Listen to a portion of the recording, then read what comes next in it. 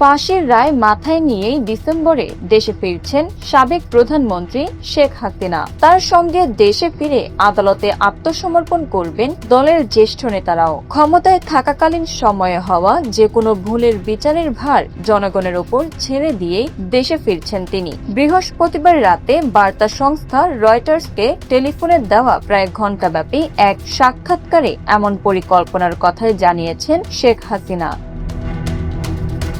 ছাত্র জনতার অভ্যুত্থানে 2024 সালের 5ই আগস্ট ক্ষমতা হারিয়ে দেশ ছাড়ার পর এই প্রথমবারের মতো কোনো আন্তর্জাতিক গণমাধ্যমকে সরাসরি সাক্ষাৎকার দিলেন 78 বছর বয়সী শেখ হাসিনা। এর আগে তিনি বিভিন্ন গণমাধ্যমের লিখিত প্রশ্নের উত্তর দিলেও সাক্ষাৎকার দেননি। এর আগে ইমেইলে এনডিটিভিকে দেওয়া সাক্ষাৎকারে এবছরই দেশে ফেরার ঘোষণা দিয়েছিলেন শেখ হাসিনা। তবে এবারে তিনি সুনির্দিষ্ট সময়ের আভাস দিলেন।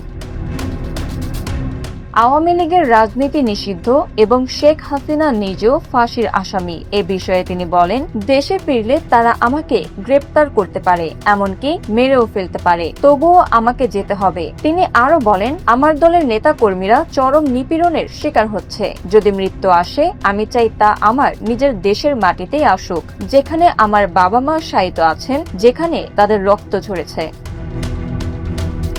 2024 সালের ছাত্র আন্দোলনে এক মামলায় গত নভেম্বরে বাংলাদেশের আন্তর্জাতিক অপরাধ ট্রাইব্যুনাল শেখ হাসিনাকে মৃত্যুদণ্ড দেয়। এ প্রসঙ্গে শেখ হাসিনা বলেন, বাংলাদেশ সরকার আমাকে ফিরিয়ে নিতে চায়। আমাকে ফেরত পাঠানোর জন্য তারা বারবার ভারতকে চিঠি দিচ্ছে, তবে আমি নিজেই যাব।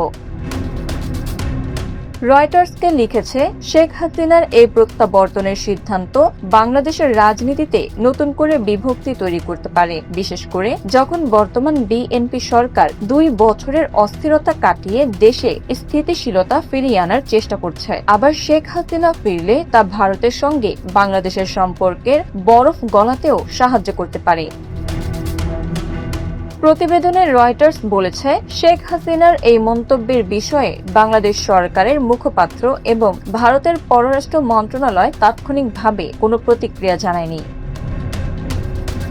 শেখ হাসিনা বলেন, আওয়ামী লীগের প্রায় সব নেতাকর্মীর বিরুদ্ধে মামলা হয়েছে এবং অনেকে আত্মগোপনে রয়েছেন। আমি সবাইকে বলেছি, এবার আমি দেশে ফিরব, তোমাদেরও একদিন ফিরতে হবে। সবাই মিলে আমরা আদালতে আত্মসমর্পণ করব।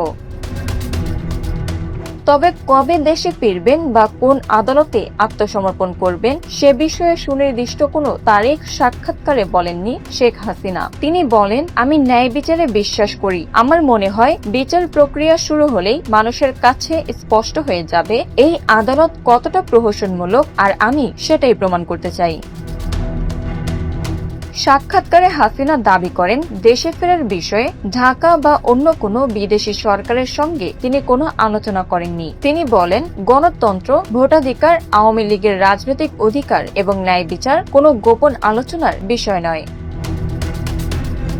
শেখ হাসিনা বলেন, 2024 সালের 5ই আগস্ট তার বাসভবনের দিকে যখন জনতা এগিয়ে যাচ্ছিল, তখন জীবন শঙ্কা থেকেই তিনি দেশ ছাড়েন। বলেন, যখন কোনো সরকার দীর্ঘ সময় ধরে কাজ করে তখন ভুল হতেই পারে। কোনো সরকারই ভুলের ঊর্ধ্বে নয়, তবে একটি সরকারের ভালো মন্দ বা ঠিক বেঠিক বিচার করার অধিকার জনগণের। আমি সেই বিচারের ভার জনগণের ওপরই ছেড়ে দিচ্ছি।